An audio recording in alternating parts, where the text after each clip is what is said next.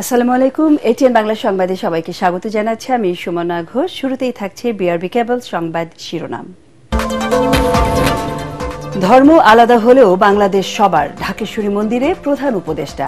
নিরাপত্তা বেষ্টনীর মধ্যে নয়, মুক্তভাবে ধর্ম পালনের পরিবেশ সৃষ্টির আহ্বান।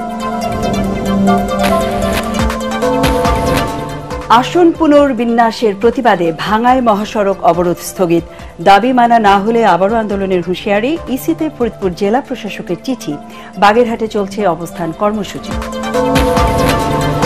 শেখ হাসিনার বিরুদ্ধে জবানবন্দি দিতে ট্রাইব্যুনালে নাহিদ ইসলাম। ফ্যাসিস্ট শাসনের বিরুদ্ধে ন্যায় বিচার প্রতিষ্ঠা হলে ভবিষ্যতের সরকার সতর্ক হবে, মন্তব্য মাহমুদুর রহমানের। নির্বাচনকে ঘিরে উৎসব মুখর রাজশাহী বিশ্ববিদ্যালয় ক্যাম্পাস। নানা প্রতিশ্রুতি দিয়ে শিক্ষার্থীদের মন জয়ের চেষ্টা প্রার্থীদের। চাকসুর মনোনয়ন ফর্ম বিতরণ শেষ হচ্ছে আজ। এবং অদূরদর্শী উন্নয়ন পরিকল্পনায় দেশের পরিবেশ মারাত্মক ক্ষতির শিকার, মন্তব্য রিজওয়ানা হাসানের। ঝিনাইদহে কারখানার বর্জ্যে নষ্ট হচ্ছে জমির ফসল। শুনছিলেন বিআরবি কেবল সংবাদ শিরোনাম। এবারে বিস্তারিত সংবাদ। নিরাপত্তা বেষ্টনীর মধ্যে নয়, মুক্তভাবে ধর্ম পালনের পরিবেশ তৈরি করতে হবে। ঢাকেশ্বরী মন্দির পরিদর্শনে গিয়ে এমন মন্তব্য করেন প্রধান উপদেষ্টা অধ্যাপক ডক্টর মোহাম্মদ ইউনূস। তিনি বলেন, ধর্ম আলাদা হলেও রাষ্ট্রে সব নাগরিকের অধিকার সমান। এ সময় জুলাই অভ্যুত্থানের চেতনায় বৈষম্য ও দুর্নীতিমুক্ত সমাজ গড়তে সবাইকে এক হওয়ার আহ্বান জানান প্রধান উপদেষ্টা। বিস্তারিত জানাচ্ছেন একরামুল হক সায়েম।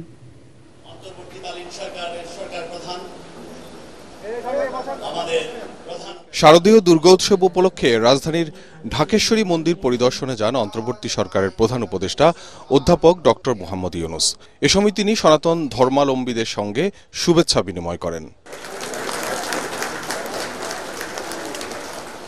প্রধান উপদেষ্টা বলেন, দেশের মানুষের মধ্যে ধর্ম ও মতের পার্থক্য থাকলেও জাতি হিসাবে সবাই এক পরিবার। মর্যাদা ও অধিকার প্রশ্নেও ভেদাভেদের সুযোগ নেই রাষ্ট্রে। যত ধর্মীয় পার্থক্য থাকুক, মতের পার্থক্য থাকুক, যত রকমের পার্থক্যই থাকুক, রাষ্ট্র আমাদের প্রতি কোনো পার্থক্য করতে পারবে না। কারণ রাষ্ট্র দায়িত্ববদ্ধ সবাইকে সমান মর্যাদা দেওয়ার জন্য। সে যেই হোক, যে ধর্মে বিশ্বাস করুক, যে মতবাদে বিশ্বাস করুক, অসীম ধনের অধিকারী হোক অথবা নিঃস্ব হোক, রাষ্ট্রের কাছে সে একজন নাগরিক। এ সময় সবাই যেন মুক্তভাবে ধর্ম পালন করতে পারে সেই পরিবেশ তৈরির আহ্বান জানান প্রধান উপদেষ্টা। আমরা নিরাপত্তা বাহিনীর বেষ্টনের মধ্যে আমাদের ধর্ম পালন করতে চাই না।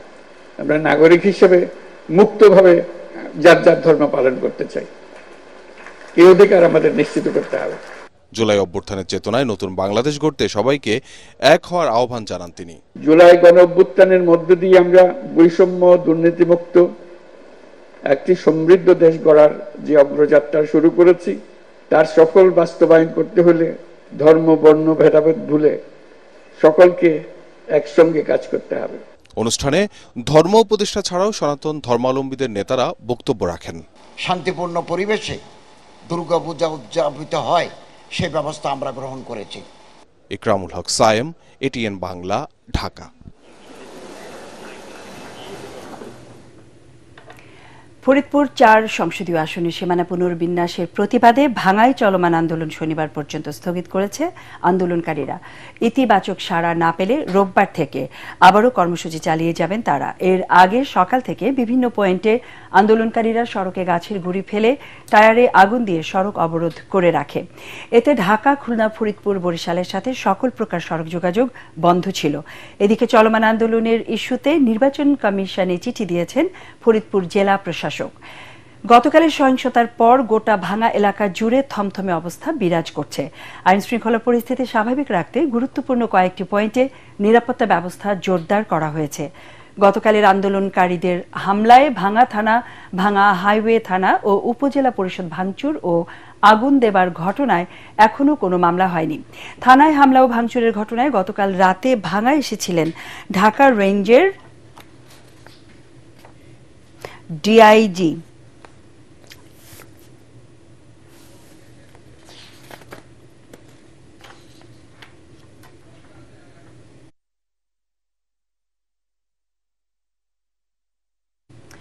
দর্শক, ফরিদপুরের ভাঙা থেকে সড়ক অবরোধের সবশেষ খবর জানাচ্ছেন আমাদের প্রতিনিধি কামরুজ্জামান সোহেল। ফরিদপুর 4 সংসদীয় আসন থেকে 2টি ইউনিয়ন কেটে নেওয়ার প্রতিবাদে আমরা দেখেছি গত এক সপ্তাহ ধরে কিন্তু ভাঙ্গার বিভিন্ন স্থানে কিন্তু সড়ক অবরোধ সহ বিভিন্ন কর্মসূচি পালন করছে বিক্ষুব্ধরা। তো আমরা দেখেছি যে এই যে সড়ক অবরোধ, এই সড়ক অবরোধের গতকাল দ্বিতীয় দিনে ভাঙ্গার বিভিন্ন স্থানে কিন্তু সহিংসতার ঘটনা ঘটেছে। তো আমরা দেখেছি যে দুপুরের দিকে ভাঙ্গা উপজেলা পরিষদ, ভাঙ্গা হাইওয়ে থানায় এবং ভাঙ্গা থানায় কিন্তু হামলা চালানো হয়েছে এবং সেখানে কিন্তু হামলা চালিয়ে গাড়ি ভাঙচুর, গাড়িতে আগুন দেওয়া এবং আমরা দেখেছি যে বিভিন্ন কক্ষেও কিন্তু আগুন দেওয়া হয়েছে। তো এরই প্রতিবাদে আমরা দেখেছি যে আজকে সকাল থেকে বিএনপি এবং অঙ্গ এবং সহযোগী সংগঠনের নেতাকর্মীরা কিন্তু দায়ী করছেন যে আওয়ামী লীগের লোকজন এই আন্দোলনে ঢুকে তাদের এই যে আন্দোলনকে নস্যাৎ করার জন্য থানায় হামলা চালানো হয়েছে, উপজেলা পরিষদে হামলা চালানো হয়েছে। তো আমরা দেখেছি যে সকালেই কিন্তু এই বিএনপি সহ অঙ্গ সংগঠন, এমনকি জাতীয় নাগরিক পার্টির লোকজনে কিন্তু আমরা দেখেছি এখানে আইন শৃঙ্খলা বাহিনীর পাশাপাশি তারাও রাস্তায় রয়েছেন। তারা বলছেন যে যারা এই ঘটনার সাথে জড়িত অবশ্যই তাদের দ্রুত আইনের আওতায় আনতে হবে। এখানে বিজিবি, সেনাবাহিনী এবং আনসার সহ বিভিন্ন বাহিনী কিন্তু, আইন শৃঙ্খলা বাহিনী কিন্তু আমরা টহল দিতে দেখেছি। এখন পর্যন্ত অবস্থা স্বাভাবিক রয়েছে এবং কোনো প্রকার অপ্রীতিকর ঘটনা কিন্তু আমরা ঘটতে দেখিনি। তো এই ছিল ফরিদপুরের ভাঙ্গা থেকে আমার কাছে সবশেষ খবর। বাগেরহাটের 4টি থেকে কমিয়ে 3টি আসন করার প্রতিবাদে সর্বদলীয় ঐক্যজোটের 3 দিনের হরতাল একদিন পালন করেই শারদীয় দুর্গাপুজো উপলক্ষে প্রত্যাহার করা হয়েছে। জেলা পূজা উদযাপন কমিটির আবেদনে এই হরতাল প্রত্যাহার করা হয়। তবে বাকি 2 দিন জেলা নির্বাচন অফিস সহ সকল উপজেলা নির্বাচন অফিস ঘেরাও করে অবস্থান কর্মসূচি পালন করবে তারা। পাশাপাশি সর্বোচ্চ আদালতের রিট দাখিলের প্রক্রিয়া চলমান রয়েছে। দাবি আদায় না হওয়া পর্যন্ত কর্মসূচি চলবে বলেও জানিয়েছেন তারা।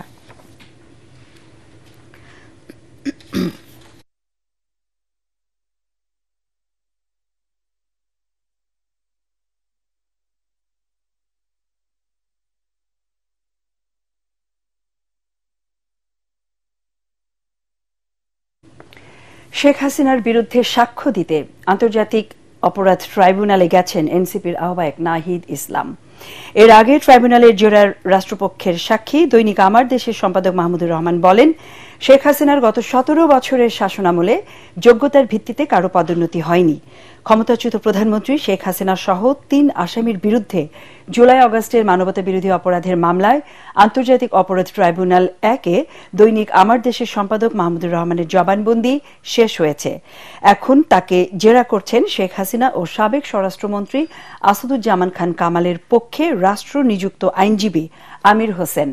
জবানবন্দি শেষে মাহমুদুর রহমান বলেন, ফ্যাসিস্ট শাসনের বিরুদ্ধে ন্যায় বিচার প্রতিষ্ঠা করা গেলে ভবিষ্যতের সরকার সতর্ক হবে। বিচারের মাধ্যমে জাতির 15 বছরের দুঃশাসনের পুনরাবৃত্তি যেন না হয় তা নিশ্চিত করতে আদালতের কাছে ন্যায় বিচার প্রত্যাশা করেন তিনি। এরপর জাতীয় নাগরিক পার্টি এনসিপির আহ্বায়ক নাহিদ ইসলামের সাক্ষ্য দেওয়ার কথা রয়েছে। এদিকে জুলাই গণ অভ্যুত্থানে রাজধানীর রামপুরায় কার্নিশে ঝুলে থাকা এক যুবককে গুলি ও 2 জনকে হত্যার মামলায় অভিযোগ গঠনের আদেশের জন্য বৃহস্পতিবার দিন ঠিক করেছে ট্রাইব্যুনাল 1। উনি যেটা বলেছেন, উনি 3টা কথা বলেছেন যে জাতিসংঘের রিপোর্টে 1400 মানুষকে হত্যাকাণ্ডের ঘটনা বলা হয়েছে। অন্তত বিভিন্ন রিপোর্ট থেকে উনি পেয়েছেন যে অন্তত 20,000-এরও বেশি মানুষ আন্দোলনকারী জখম হয়েছেন এবং তাদের যে পরিবার, তারা যে শোক এবং কষ্টে আছেন, এই বিচারের মাধ্যমে যদি ন্যায় বিচার প্রতিষ্ঠা হয় তাদের শোক কিছুটা হলেও লাঘব হবে, এই প্রত্যাশা উনি করেছেন। রাজশাহী বিশ্ববিদ্যালয়ে যাতে শিক্ষা ও গবেষণার মূল কেন্দ্রবিন্দুতে পরিণত হয় সে চেষ্টা করে যাওয়ার আশাবাদ ব্যক্ত করেছেন রাকসু নির্বাচনের প্রতিদ্বন্দ্বী প্রার্থীরা। একই সাথে শিক্ষার্থীদের মূল সমস্যাগুলো চিহ্নিত করে সমাধানের উদ্যোগ নিতে চান তারা। প্রচারণার শুরু থেকেই প্রার্থীরা এসব প্রতিশ্রুতি নিয়ে ভোটারদের মন জয়ের চেষ্টা চালাচ্ছেন। রাজশাহী বিশ্ববিদ্যালয়ের প্রশাসন ভবন, সিনেট ভবন, কলা ভবন, চারুকলা ও টুকিটাকি চত্বর এখন রাকসুর প্রার্থী এবং ভোটারদের পদচারণায় উৎসব মুখর। সকাল থেকে সন্ধ্যা পর্যন্ত লিফলেট হাতে সমগ্র ক্যাম্পাস চষে বেড়াচ্ছেন প্রার্থীরা। রাজনৈতিক ব্যানারের ছাত্র সংগঠন জাতীয়তাবাদী ছাত্রদল ও ইসলামী ছাত্র শিবিরের প্রার্থীদের পাশাপাশি স্বতন্ত্র প্যানেল এবং একক প্রার্থীরাও এখন ভোটের ময়দানে। তফসিল অনুযায়ী আগামী 25 সেপ্টেম্বর 28,905 জন ভোটার ভোটাধিকার প্রয়োগ করবেন।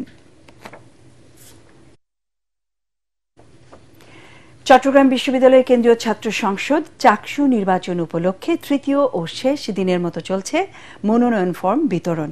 বিকেল 3:30 পর্যন্ত চলবে বিতরণ কার্যক্রম। তবে জমা দেয়া যাবে আগামীকাল 17 সেপ্টেম্বর পর্যন্ত। সকাল থেকে প্রায় 20 জন প্রার্থী মনোনয়ন ফর্ম সংগ্রহ করেছেন। এর আগে গতকাল ও পরশু প্রথম 2 দিনে চাকসু ও হল সংসদ নির্বাচনে মনোনয়ন ফর্ম নিয়েছেন মোট 169 জন। এ সময় শিক্ষার্থীদের নানামুখী সমস্যার সমাধান সহ তাদের কণ্ঠস্বর হয়ে ওঠার আশ্বাস দিচ্ছেন প্রার্থীরা। চাকসু নির্বাচনে প্রার্থীদের প্রাথমিক তালিকা প্রকাশ করা হবে 21 সেপ্টেম্বর, আর 25 সেপ্টেম্বর প্রকাশিত হবে চূড়ান্ত তালিকা। ভোট গ্রহণ 12 অক্টোবর। আমার মতো যারা সাধারণ শিক্ষার্থী রয়েছে কিংবা সাধারণ শিক্ষার্থী যে কণ্ঠস্বর, যারা কোনো পার্টি কিংবা রাজনৈতিক লেজুর ভিত্তির বাইরে থেকে পড়াশোনা করছে, তাদের যে ভাবনা এবং তাদের যে মুক্ত কণ্ঠস্বর, সেই কণ্ঠস্বরের প্রতিনিধি হওয়ার আকাঙ্ক্ষাই যে এই সংসদে কার্যনির্বাহী সদস্য হিসাবে যে ভোটের লড়াইয়ে যাওয়া। মৌলিক যে জিনিসগুলো যেমন পানি অথবা আমাদের যেই প্রার্থনা করার যে ঘরটা অথবা একটু লাইব্রেরি ব্যবস্থাপনাটা একটু বাড়ানো, এই সকল বিষয়ে একটু নজরদারিতা প্রয়োজন এবং এগুলো আসলে বাড়ানো প্রয়োজন। আশা করি যদি আমি সহসভাপতি হতে পারি, এই প্রত্যেকটা জিনিস আসলে আমি এনশিওর করার ট্রাই করব। আমি নির্বাচিত যদি না হই, সেক্ষেত্রে কি হবে, আমার কথা হয়তো তখন 50 জন মানুষের কাছে পৌঁছাবে, নির্বাচিত হলে সেটা 500 জন মানুষের কাছে পৌঁছাবে, এবং সেই জায়গা থেকে আমি আসলে এই নির্বাচনে অংশগ্রহণ করছি। জামায়াত আমির ডক্টর শফিকুর রহমানের সাথে সৌজন্য সাক্ষাৎ করেছেন চীনের রাষ্ট্রদূত ইয়াও ওয়েন। সকালে বসুন্ধরায় শফিকুর রহমানের অফিসে আসেন চীনা রাষ্ট্রদূত। এ সময় রাষ্ট্রদূত আমিরের জামাতের স্বাস্থ্যের খোঁজ খবর নেন এবং কুশল বিনিময় করেন। এছাড়া বাংলাদেশের চলমান পরিস্থিতি নিয়ে আলোচনা করেন তারা। কথা বলেন দেশের স্বার্থ সংশ্লিষ্ট বেশ কিছু বিষয়েও। এ সময় আরও উপস্থিত ছিলেন সেক্রেটারি জেনারেল অধ্যাপক মিয়া গোলাম পারওয়ার, সহকারী সেক্রেটারি জেনারেল ও মিডিয়া বিভাগের প্রধান অ্যাডভোকেট এহসানুল মাহবুব জুবায়ের এবং আমিরে জামায়াতের পররাষ্ট্র বিষয়ক উপদেষ্টা প্রফেসর ডক্টর মাহমুদুল হাসান।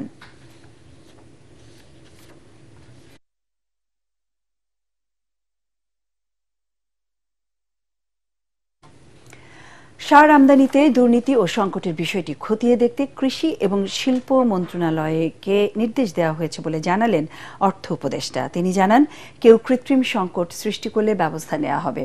সচিবালয় ক্রয় সংক্রান্ত উপদেষ্টা কমিটির বৈঠক শেষে তিনি আরও জানান, নতুন করে সার ও এলএনজি আমদানির অনুমোদন দেওয়া হয়েছে। যে দেশে দাম কম সেখান থেকেই আনা হচ্ছে।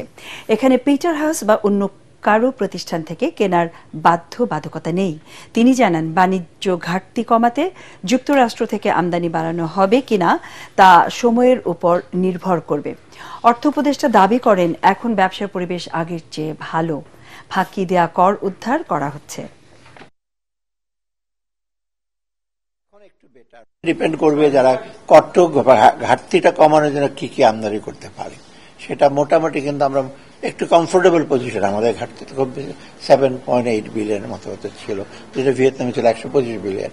তা আমরা মোটামুটি নেব, আর কি কি সেটা ইমপ্লিকেশনটা কি হবে সেটা আমরা বসে হিসাব করব। আমরা তো সব ইন্টারন্যাশনাল প্রাইসগুলো কম্পেয়ার করে দেখি, সেটা এই আমেরিকা হোক, চায়না হোক, বা সৌদি আরবিয়া হোক, কাতার অবশ্য এখন বন্ধ চুপচাপ, অন্যগুলো আমরা করছি, কম্পেয়ার করে করছি, এত সহজ না। আমেরিকা হলে আমরা দিয়ে দেবো। জলবায়ু পরিবর্তনের কারণে দুর্যোগের আগাম প্রস্তুতি এখন বেশি জরুরি বলে মন্তব্য করেছেন দুর্যোগ ব্যবস্থাপনা ও ত্রাণ উপদেষ্টা ফারুক ই আজম। রাজধানীর চীনমৈত্রী সম্মেলন কেন্দ্রে পূর্বাভাস ভিত্তিক আগাম সারাদান কার্যক্রম শীর্ষক সংলাপে তিনি বলেন, দুর্যোগের সময় দ্রুত সেবা দিতে সবসময় অর্থ রিজার্ভ রাখা দরকার। যে কোনো সংকটে সারাদানের জন্য তরুণদের নিয়ে ঐক্যবদ্ধ জাতীয় স্বেচ্ছাসেবক শক্তি তৈরি করা সরকারের লক্ষ্য বলেও জানান দুর্যোগ ব্যবস্থাপনা ও ত্রাণ উপদেষ্টা।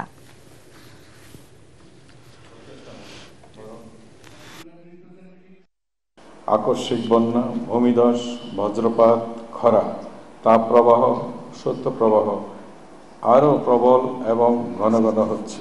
এই কারণেই 2015 সাল থেকে দুর্যোগ মোকাবেলার চেয়ে দুর্যোগ প্রশমন অধিকতর গুরুত্বপূর্ণ হয়ে উঠেছে। অ্যান্টিসিপেটরি অ্যাকশন কেবল পূর্বাভাস নয়, বরং পূর্বাভাসের উপরে ভিত্তি করে পদক্ষেপ নেওয়া, সংকট আসার আগে কাজ করা, পরে নয়।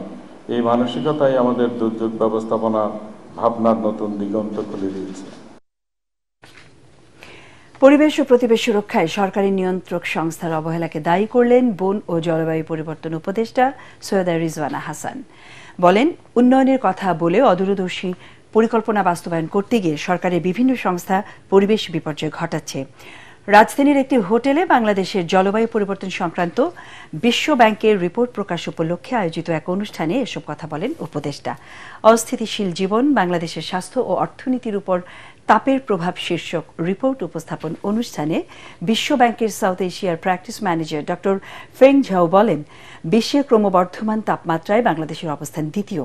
ডায়রিয়া, ক্রনিক কাশি, শ্বাসযন্ত্রের রোগ ও বিষণ্ণতার মতো রোগ বৃদ্ধি পাচ্ছে উল্লেখ করে তিনি বলেন, দেশের উৎপাদনশীলতা ও সামগ্রিক সমৃদ্ধির উপর কুপ্রভাব ফেলছে ক্রমবর্ধমান তাপমাত্রা।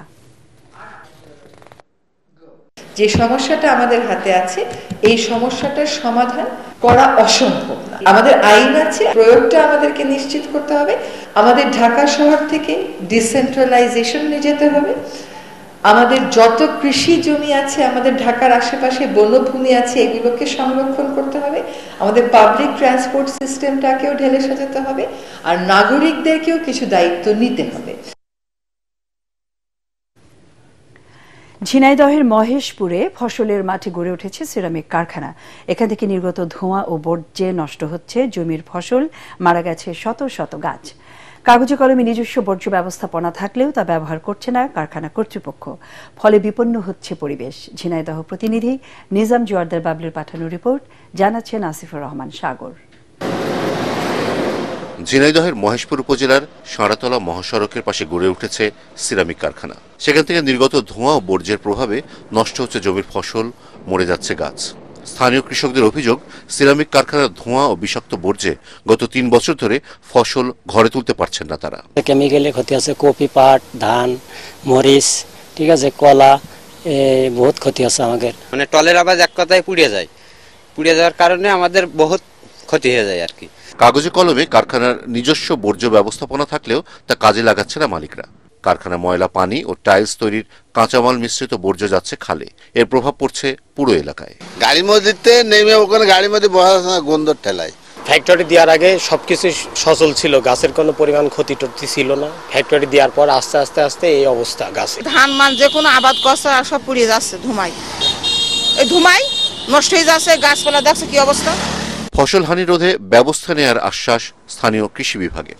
স্থানীয় সিরামিক যে কোম্পানি, সেটি কৃষকদেরকে ক্ষতিপূরণ প্রদানের জন্য স্বীকার করেছেন এবং ক্ষতিপূরণ প্রদানের জন্য তারা ব্যবস্থা নিচ্ছেন।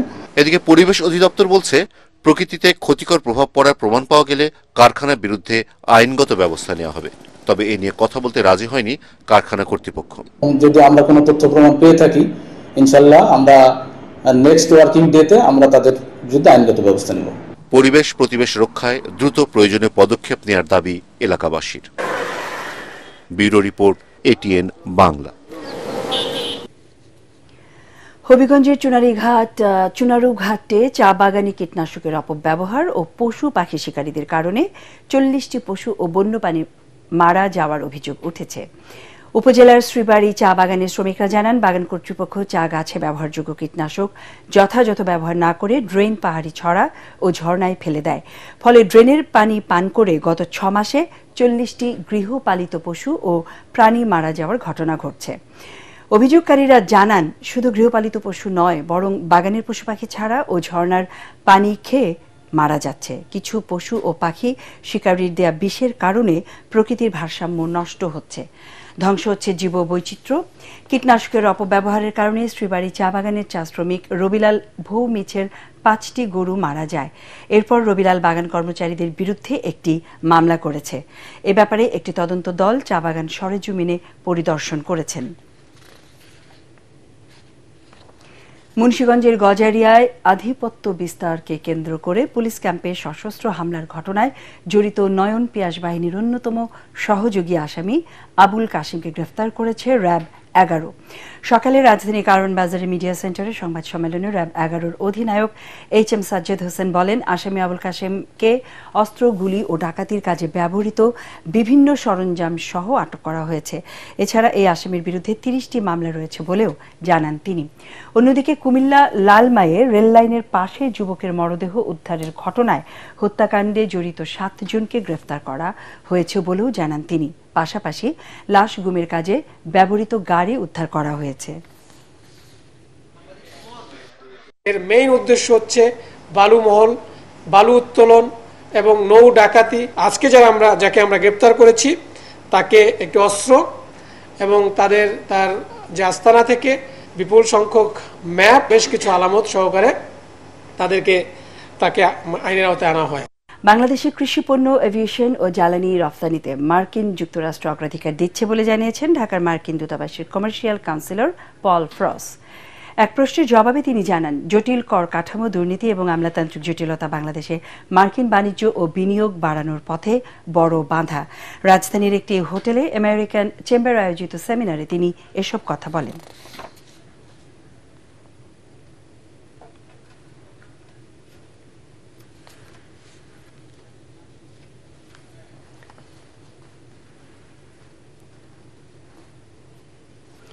বেনাপোল স্থলবন্দরে জালিয়াতির মাধ্যমে শত শত কোটি টাকা রাজস্ব ফাঁকি দেওয়ার অভিযোগ উঠেছে। গত বছরের 5 অগস্টের পর এক শ্রেণীর অসাধু ব্যবসায়ী ও কর্মকর্তাদের সংঘবদ্ধ চক্র এই জালিয়াতি চালাচ্ছে। ম্যানিফেস্টোর বিপরীতে কোনো বিল এন্ট্রি দাখিল না হওয়ায় তদন্ত শুরু করেছে এনবিআর। বেনাপোল প্রতিনিধি আহমদ আলী শাহিনের রিপোর্ট, জানাচ্ছেন মিজান শাহজাহান। জানা গেছে 1392টি ম্যানিফেস্ট নম্বর ব্যবহার করে অবৈধ পণ্য আমদানি করছে চক্রটি। একই ম্যানিফেস্ট নম্বর একাধিকবার ব্যবহার ও নকল নম্বর ব্যবহার করে ভারত থেকে পণ্য আমদানির প্রাথমিক সত্যতা পেয়েছে এনবিআর। বিপুল সংখ্যক পণ্য চালানের বৈধ বিল দাখিল না করেই শুল্কায়ন ছাড়া বন্দর ব্যবহার করে চোরাচালান হয়েছে শত শত পণ্য বোঝাই ট্রাক। নিয়ম বহির্ভূতভাবে বাইপাস সড়ক দিয়ে বন্দর থেকে বের হয়েছে এসব ট্রাক। ভারত থেকে মালামাল বেনাপোল বন্দর এসছে, কিন্তু বেনাপোল বন্দর থেকে এই পেপারগুলো, এই মালামালগুলো এন্ট্রি হয়নি। বিল অফ এন্ট্রি না হয়ে এখান থেকে মালামাল চলে গেছে। কিছু কিছু পণ্যর ব্যাপারে ইজিএম বহির্ভূতভাবে আমাদের বাংলাদেশের প্রবেশ করেছে। যদি এটা সত্যতা পাওয়া যায় তাহলে তার বিপরীতে ব্যবস্থা নিয়ে তারা জড়িত পূর্ণাঙ্গ রায়, পূর্ণাঙ্গ রিপোর্ট জনসম্পর্কে প্রকাশ করার জন্য আমরা ব্যবসায়ী কোনো ম্যানিফেস্ট নম্বর একাধিকবার ব্যবহারের বিষয়টি স্বীকার করেছেন বেনাপোল স্থলবন্দরের পরিচালক। ভবিষ্যতে কেউ যেন এই ধরনের অসৎ উপায় অবলম্বন করতে না পারে, সেজন্য তদারকি জোরদার করা হবে বলে জানান তিনি। ভবিষ্যতে যেন কেউ কোনো রকম অসৎ উপায় অবলম্বন করতে না পারে সে বিষয়ে সর্বোচ্চ আমরা সতর্ক রয়েছি। জালিয়াতির সাথে জড়িতদের শনাক্তে তদন্ত কমিটি গঠন করা হয়েছে বলে জানালেন সহকারী কাস্টমস কমিশনার। বন্দর কর্তৃপক্ষ হাতে প্রেরিত পত্র পর্যালোচনায় দেখা যায় কিছু ম্যানিফেস্ট পুনরাবৃত্তি রয়েছে। এই বিষয়ে আমাদের কার্যক্রম সম্পন্ন করার জন্য বিভিন্ন কমিটি গঠন করা হয়েছে। কমিটির কার্যক্রম এখনো চলমান। দেশের সবচেয়ে বড় এই স্থলবন্দর দিয়ে প্রতিদিন বিপুল পরিমাণ পণ্য আমদানি রপ্তানি হয়, কিন্তু কতিপয় অসাধু কর্মকর্তা কর্মচারীর কারণে সরকার বঞ্চিত হচ্ছে কাঙ্ক্ষিত রাজস্ব থেকে। Bureau report, ATN Bangla. সমুদ্র সৈকত কুয়াকাটা ভ্রমণে গিয়ে নানাভাবে হয়রানির শিকার হচ্ছেন পর্যটকরা। এতে বিরূপ প্রভাব পড়ছে স্থানীয় পর্যটন শিল্পে। পর্যটকদের স্বার্থ রক্ষায় দ্রুত কার্যকরী উদ্যোগ নেওয়ার দাবি পর্যটন সংশ্লিষ্ট ব্যবসায়ীদের। পটুয়াখালী থেকে জাহিদ রিপনের রিপোর্ট, জানাচ্ছেন আসিফুর রহমান সাগর।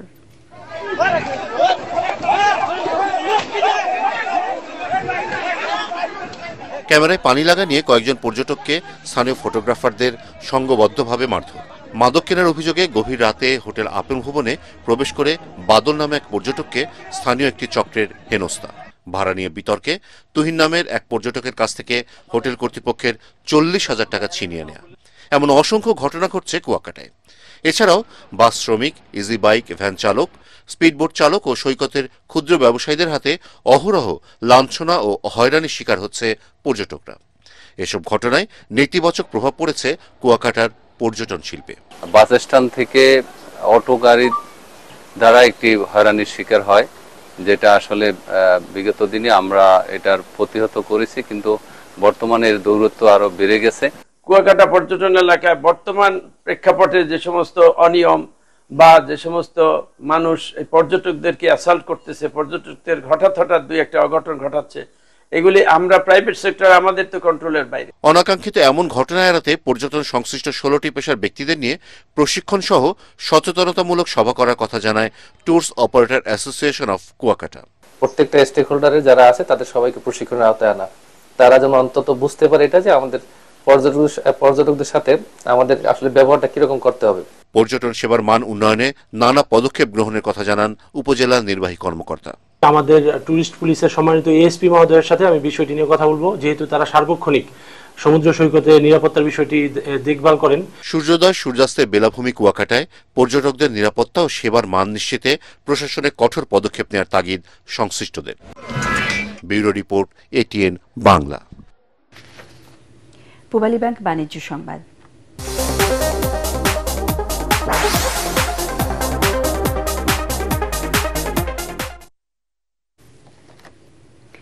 সয়াবিন সহ সব ধরনের ভোজ্য তেলে উৎসে কর 1% নির্ধারণ করেছে সরকার। আগে ভোজ্য তেলের ওপর কোনো ধরনের কর ছিল না। এক প্রজ্ঞাপনে এই তথ্য জানিয়েছে জাতীয় রাজস্ব বোর্ড এনবিআর। এর আগে সয়াবিন, সানফ্লাওয়ার, পাম ও ভুট্টার তেল আমদানিতে অগ্রিম কর ও ভ্যাট অব্যাহতি দেয় সরকার। এবার উৎসে কর আরোপের ফলে আমদানি ও পরিশোধন খরচ বাড়বে, ফলে বাড়তে পারে তেলের দামও। আল আরাফা ইসলামী ব্যাংক অর্থ সংবাদ।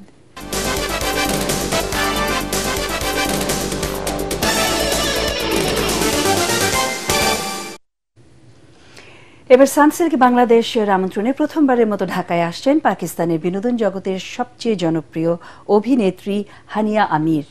বাংলাদেশে বেশ কয়েকদিন থাকবেন তিনি এবং কাজ করবেন সানসিল্কের ব্র্যান্ড অ্যাম্বাসেডর হিসেবে। সানসিল্কের ইভেন্টেও থাকছে তার পক্ষ থেকে বিশেষ চমক। পাকিস্তানের সানসিল্কের ব্র্যান্ড অ্যাম্বাসেডর হিসেবে দীর্ঘ সময় ধরে কাজ করছেন হানিয়া আমির। সানসিল্ক সম্প্রতি বাজারে এনেছে নতুন ব্ল্যাক শাইন ফর্মুলা, যা ভিটামিন সি ও ই এর গুণে দেয় ঝলমলে গ্লাস শাইন। এই বিশেষ মুহূর্তকে স্মরণীয় করা ও ব্র্যান্ড অ্যাম্বাসেডর হিসেবে আনুষ্ঠানিকভাবে বাংলাদেশে যাত্রা শুরু করতে প্রথমবারের মতো ঢাকায় আসবেন হানিয়া আমির। অল্প সময়েই টেলিভিশন, নাটক, চলচ্চিত্র ও ওয়েব কন্টেন্টে অভিনয়ের মাধ্যমে তিনি দক্ষিণ এশিয়ার বিনোদন জগতের উজ্জ্বল নক্ষত্র হয়ে উঠেছেন। Hi Bangladesh, it's Hania.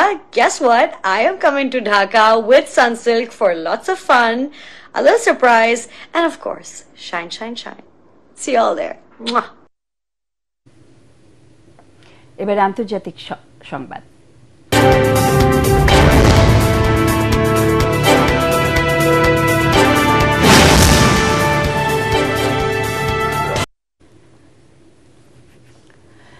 আদালতের কাছে আবারও আটকে গেল যুক্তরাষ্ট্রের প্রেসিডেন্ট ডোনাল্ড ট্রাম্পের সিদ্ধান্ত। এবার দেশটির কেন্দ্রীয় ব্যাংক ফেডারেল রিজার্ভ সিস্টেমের গভর্নর লিসা কুককে অব্যাহতি দিয়ে যে আদেশ দিয়েছেন ট্রাম্প, তা বাতিল করে দিয়েছেন মার্কিন আপিল আদালত। এর ফলে শপথে ফিরে আসার ক্ষেত্রে লিসা কুকের আর কোনো আইনি বাধা রইল না। গত 25 আগস্ট লিসা কুককে কেন্দ্রীয় ব্যাংকের গভর্নরের পদ থেকে সরিয়ে দেন ট্রাম্প।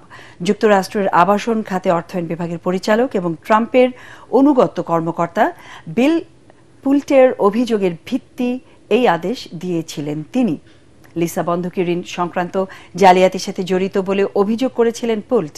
অব্যাহতি আদেশ পাওয়ার পর আদালতের দ্বারস্থ হন লিসা কুক। এবারে খেলার খবর, শুরুতেই এশিয়া কাপ। টি-20 এশিয়া কাপ সুপার 4-এর সম্ভাবনা বাঁচিয়ে রাখতে রাতে আফগানিস্তানের মুখোমুখি হবে বাংলাদেশ। গ্রুপে 2 খেলার 2টিতে জিতে পয়েন্ট টেবিলের শীর্ষে আছে শ্রীলঙ্কা। প্রথম ম্যাচে হংকংকে হারালেও দ্বিতীয় খেলায় লঙ্কানদের কাছে হেরে যায় লিটন দাসের দল। আফগানিস্তানের বিপক্ষে গ্রুপে শেষ ম্যাচটি বাংলাদেশের জন্য তাই বাঁচা মরার। শুধু জয় পেলেই হবে না, রান রেটের দিকেও নজর রাখতে হবে টাইগারদের, কারণ আফগানরা হারলেও শেষ ম্যাচটি তারা খেলবে শ্রীলঙ্কার বিপক্ষে। আবুধাবিতে রাত 8:30টায় মাঠে নামবে এই দু দল। চ্যাম্পিয়ন্স লিগে এবারের মৌসুম শুরু হচ্ছে আজ। রাতে মার্সেইয়ের বিপক্ষে মাঠে নামবে রিয়াল মাদ্রিদ। এছাড়া মুখোমুখি হবে আর্সেনাল ও বিলবাও, জুভেন্টাস ও ডর্টমুন্ডের মতো বড় ক্লাবগুলো। গতবারের মতো এবারও একই ফরম্যাটে দলগুলো মাঠে নামছে, অর্থাৎ পুরনো 8 গ্রুপের প্রথম পর্বের পরিবর্তে 36 দলের লিগ পর্ব হচ্ছে। এতে প্রতিটি প্রতিপক্ষের বিপক্ষে ঘরে বাইরে 2টি ম্যাচের বদলে এখন 8টি ভিন্ন দলের বিপক্ষে একটি করে ম্যাচ খেলতে হচ্ছে দলগুলোকে। তাতে প্রথম পর্বেই দেখা হচ্ছে বড় ক্লাবগুলো। রিয়াল মাদ্রিদের ম্যাচ রাত 1টায় আর আর্সেনাল মাঠে নামবে 11:15টায়। সংবাদ শেষ করব, তার আগে বিআরবি কেবল সংবাদ শিরোনাম আরও একবার। ধর্ম আলাদা হলেও বাংলাদেশ সবার, ঢাকেশ্বরী মন্দিরের প্রধান উপদেষ্টা। নিরাপত্তা বেষ্টনীর মধ্যে নয়, মুক্তভাবে ধর্ম পালনের পরিবেশ সৃষ্টির আহ্বান। আসন পুনর্বিন্যাসের প্রতিবাদে ভাঙায় মহাসড়ক অবরোধ স্থগিত, দাবি মানা না হলে আবারও আন্দোলনের হুঁশিয়ারি। ইসিতে ফরিদপুর জেলা প্রশাসকের চিঠি। বাগেরহাটে চলছে অবস্থান কর্মসূচি। শেখ হাসিনার বিরুদ্ধে জবানবন্দি দিতে ট্রাইব্যুনালে নাহিদ ইসলাম। ফ্যাসিস্ট শাসনের বিরুদ্ধে ন্যায় বিচার প্রতিষ্ঠা হলে ভবিষ্যতের সরকার সতর্ক হবে, মন্তব্য মাহমুদুর রহমানের। নির্বাচনকে ঘিরে উৎসব মুখর রাজশাহী বিশ্ববিদ্যালয় ক্যাম্পাস। নানা প্রতিশ্রুতি দিয়ে শিক্ষার্থীদের মন জয়ের চেষ্টা প্রার্থীদের। চাকসুর মনোনয়ন ফর্ম বিতরণ শেষ হচ্ছে আজ। এবং অদূরদর্শী উন্নয়ন পরিকল্পনায় দেশের পরিবেশ মারাত্মক ক্ষতির শিকার, মন্তব্য রিজওয়ানা হাসানের। ঝিনাইদহে কারখানার বর্জ্যে নষ্ট হচ্ছে জমির ফসল। আমাদের পরের সংবাদ দেখার আমন্ত্রণ জানিয়ে এখনকার মতো শেষ করছি। এটিএন বাংলা সংবাদ ইউটিউবে দেখতে ব্রাউজ করুন, youtube/ATN Bangla News। ধন্যবাদ।